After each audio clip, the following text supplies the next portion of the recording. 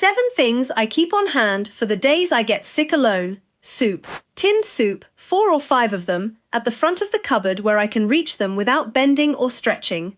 That's the first one, and I want to explain why it's first, because it isn't really about soup. It's about the fact that on the day you actually need it, you cannot go and get it. That's the whole thing, and it took me one bad flu to understand it properly. I'd always vaguely assumed that if I got ill, I'd manage, I'd order something, I'd nip out, someone would help. And then I got genuinely poorly, the sort where standing up makes the room tilt, and I opened my cupboard, and there was rice, and dried pasta, and a tin of tomatoes. Things that require cooking. Things that require standing at a stove for 15 minutes. And I remember standing there thinking, I cannot do this. There is nothing in this house I can eat without effort I don't have.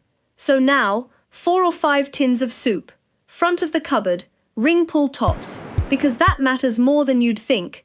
You do not want to be wrestling a tin opener when your hands are shaking. And a packet of crackers with them, that's it. Maybe $12, sitting there doing nothing for a year at a time, and one day it's the most valuable thing in the kitchen. Hi, by the way. Come in, sit down. This is one of those things nobody talks about, and everybody living alone has thought about at 3 in the morning. What happens if I get properly ill and there's nobody here? So I put together a little kit, and I want to walk you through all of it. What's in it, where it lives, and the 2 things in it that aren't objects at all. And I'll be honest with you about the bit I still haven't sorted. Number 2. A thermometer, and knowing where it is. Not the one in the back of a drawer with a flat battery. One that works, in a place you'll remember. And I'll tell you why it earns a spot. Because when you're on your own and feeling awful, you've got no second opinion. There's nobody to put a hand on your forehead and say, you're burning up, or you're fine, go back to bed. You've only got how you feel, and how you feel when you're ill is not a reliable instrument. Everything seems worse at 2 in the morning. A number is not a feeling. A number tells you whether this is a rest and fluid situation or a ring the doctor situation. And when you're deciding alone, that's worth a great deal. Check the battery once a year. Mine goes on the same list as the smoke alarms. Number 3. Fluids that aren't just water. Water, obviously. But also something with a bit of sugar and salt in it. The rehydration sachets from the pharmacy.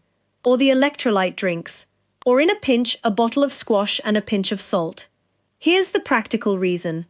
If you're ill in the way that involves losing fluids, and I won't be indelicate about it, plain water isn't quite enough, and getting dehydrated is what turns a bad 2 days into a genuinely dangerous situation, particularly at our age.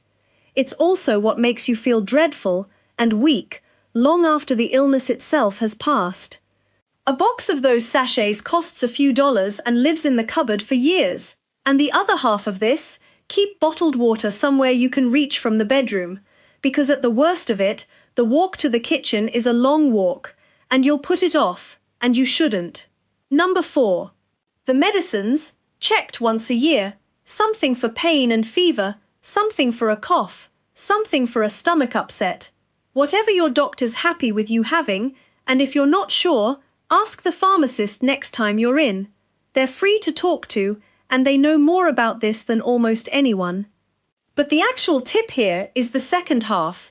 Check the dates once a year. Because a medicine cabinet quietly expires. Mine, when I finally went through it, had things in it from years ago that had been sitting there the whole time giving me a false sense of being prepared. That's worse than an empty cupboard because you're counting on something that isn't there. So once a year I take everything out, bin what's out of date, and write a short list of what to replace. 10 minutes. Same weekend as the smoke alarms. I've made autumn my sort everything out season, and it means I only have to remember one date. And keep an up-to-date list of what you take regularly. Not for you, for whoever might end up helping you. That list belongs with your emergency information, and it's the first thing anybody will ask for. Number 5. Something warm you don't have to fetch. A blanket on the sofa. A hot water bottle where you can find it. Warm socks in a drawer you can reach. Because the thing about being ill alone that nobody warns you about is that you end up in one spot, the sofa usually, and everything you need is somewhere else, and every single trip costs you something you haven't got. Getting cold and then having to go upstairs for a blanket is a genuinely miserable little journey when you feel awful. So before I need it, there's a blanket where I'd be. It costs nothing, it's already in the house, it's just a matter of where it lives. And this connects to something I've said before about living alone. Nobody notices you're cold and hands you something. Nobody says, "You look shivery, here." Every comfort you're going to have, you either put within reach in advance or you get up for. So put it within reach in advance. Number 6. The pharmacy's number, and knowing they deliver. Most pharmacies deliver. A lot of people don't know this, and I didn't for years. So find out now, on a well day. Ring your pharmacy and ask if they deliver, what the cutoff is, and whether they can do it same day. Write it down. Because if you need a prescription and you cannot drive, and you shouldn't drive when you're that unwell, that's the other half of it. Knowing you can have it brought to the door changes everything. Same with the grocery delivery, honestly. Set the account up now, while you're well, and do one order so you know how it works. Because setting up an account on a website with your card details while you've got a fever is not a thing you want to be doing. The 5 minutes you spend on that today is 5 minutes you're borrowing from your worst day. Number 7. And this is the real one. Somebody who knows. The first 6 things are objects, and they matter. This one isn't an object, and it matters more. When I get ill now, I message my neighbor and my sister. Not a big announcement, just, "I've come down with something, I'm all right, but I'm not going anywhere for a few days." And that's it. That's the entire system. But what it does is enormous, because it means somebody in the world knows my situation. If I go quiet for 2 days, that silence means something to somebody. Without that message, silence means nothing at all. I'm just a woman who hasn't been in touch, which is most people most weeks. I resisted this for a long time.